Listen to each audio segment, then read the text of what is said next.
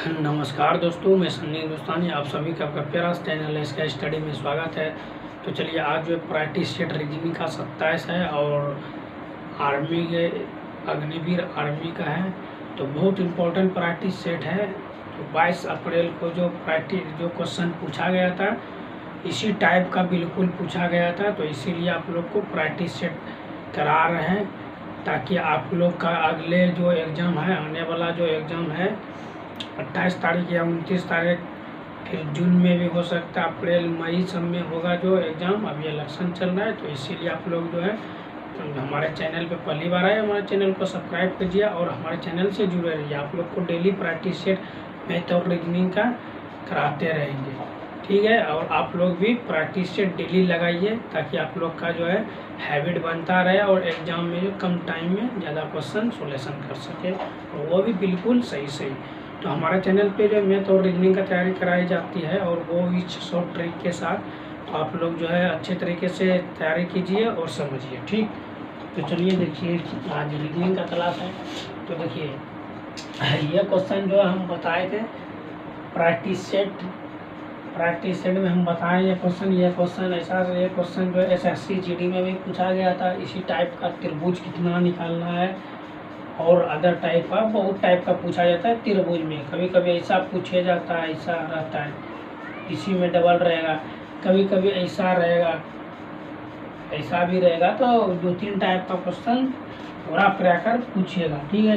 तो चलिए आप लोग को जो है हम बताते हैं इससे त्रिभुज जब ऐसा सब क्वेश्चन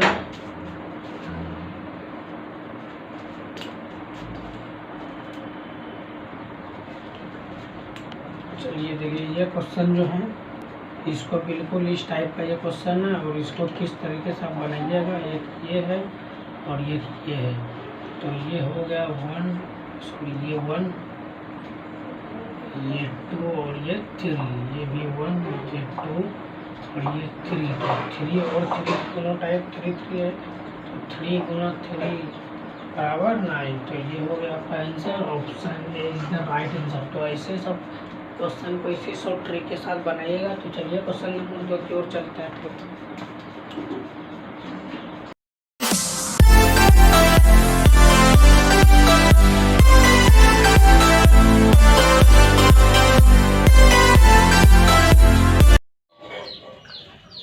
चलिए देखिए ये क्वेश्चन नंबर 2, ये क्वेश्चन नंबर 2 है और ये पासा का क्वेश्चन है। तो नीचे एक पासे की 4 स्थितियाँ दी गई है। तो ज्ञात कीजिए कि कौन सी संख्या 2 के सामने की ओर है। बोल रहा है ज्ञात करने कि 4 परिस्थिति दिया हुआ है तो 2 के सामने कौन सा संख्या है यही पूछ रहा है। तो देखिए ये इसमें भी 2 है, इसमें भी 2 है, इसमें 3 है, इसमें 2 संख्या मिल रहा है, एक 2 मिल रहा है और एक 3 मिल रहा है। तो ये देखिए इसमें 4 मिल रहा है, इसमें 4 मिल रहा है। तो ये जो है बाकी कोई सा संख्या मिल रहा है नहीं। तो बाकी जो भी बचा एक दूसरे का अपोजिट हो गया, एक दूसरे के सामने।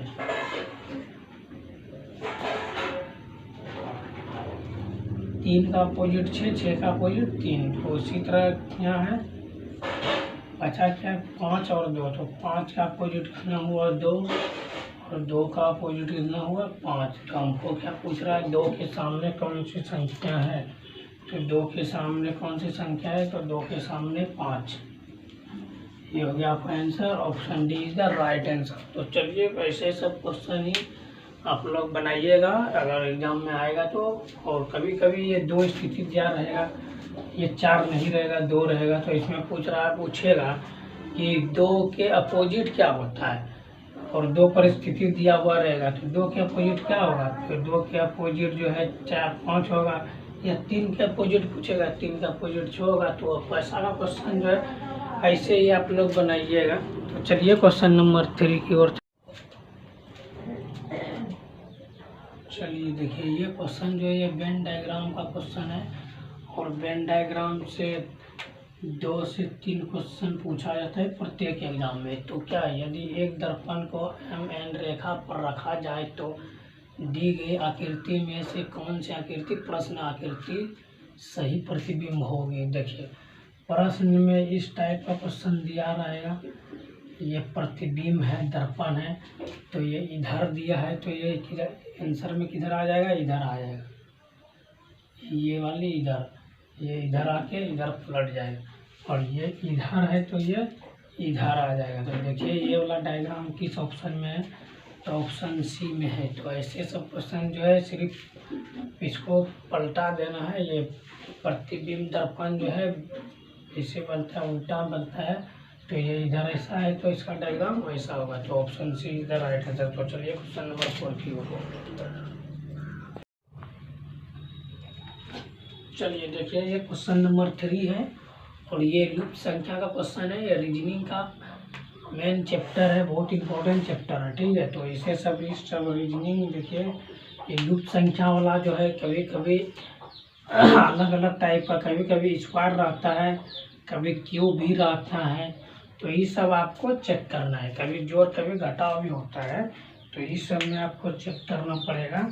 और अल्फ़ाबेटिक वाला भी रीजनिंग रहता है, लूप संख्या, जैसे ABCD इस टाइप का भी क्वेश्चन पूछा जाता है, A फिर C फिर E, तो उसके बाद क्या होगा, ये E हो गया, उसके बाद क्या होगा, तो प्रश्नवाचक चिन्ह रहेगा। तो यहाँ पे देखिए क्या होता है, प्लस क्या हो रहा है 2, फिर यहाँ पे प्लस क्या हो रहा है 2, तो आगे क्या होगा +2। तो ये सीरीज चलता है, आपको देखना पड़ेगा। तो ये के बाद क्या होता है F के बाद I, तो यहाँ खाली स्थान की जगह क्या हो जाएगा I। तो चलिए अब इस सवाल को हल करते हैं। देखिए किस तरीके से हल करना है।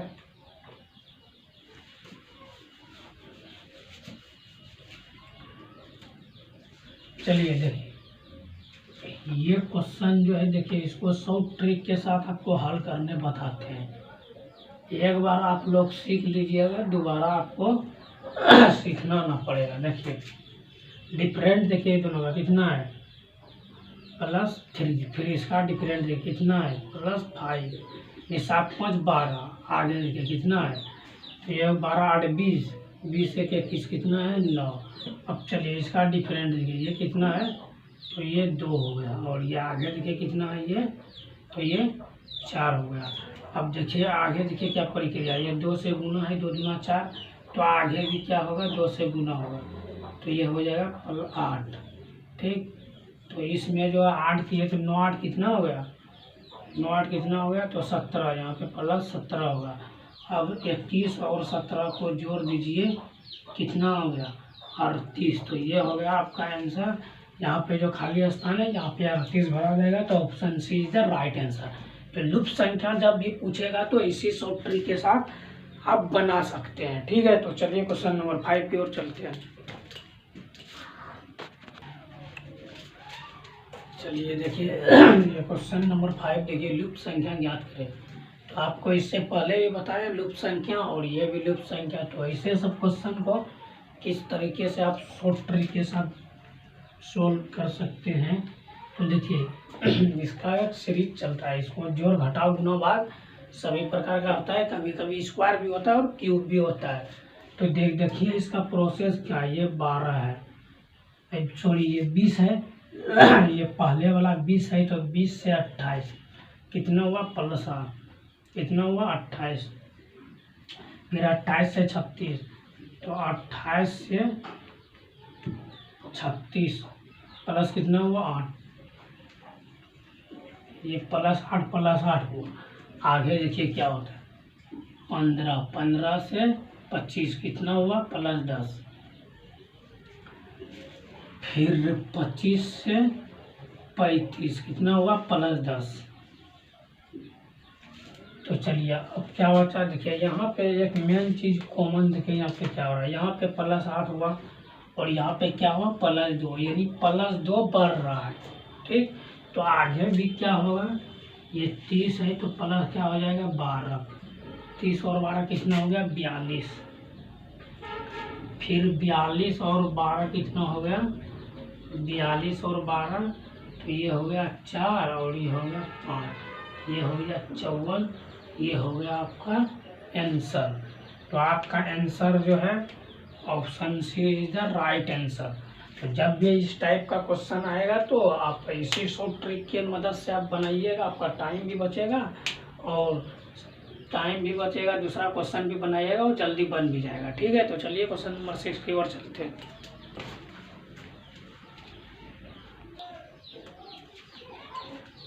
चलिए क्वेश्चन नंबर 6 देखिए, और ये ऐसे सब क्वेश्चन जो है ये है डायरेक्शन यानी दिशा का क्वेश्चन है।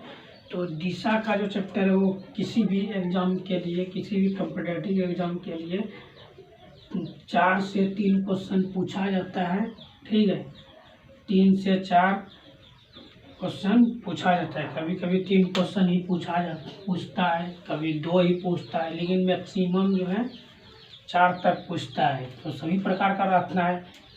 तो चलिए पहले इसमें जो है दिशा का आप लोग को ज्ञान होना चाहिए, किधर उत्तर होता है, किधर पूरब होता है, तो वो आपको होना कंपलसरी है। ठीक है, तो इसमें है 20 किलोमीटर, ये भी है किलोमीटर, ये भी किलोमीटर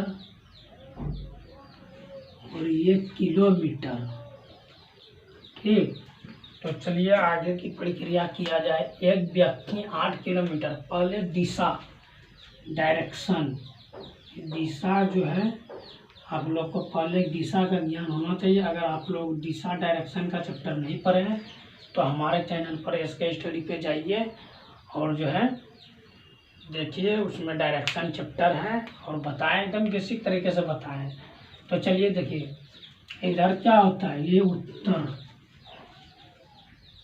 वो सॉरी नहीं, इधर होता है पूर्व, इसके ठीक सामने क्या होता है, पश्चिम,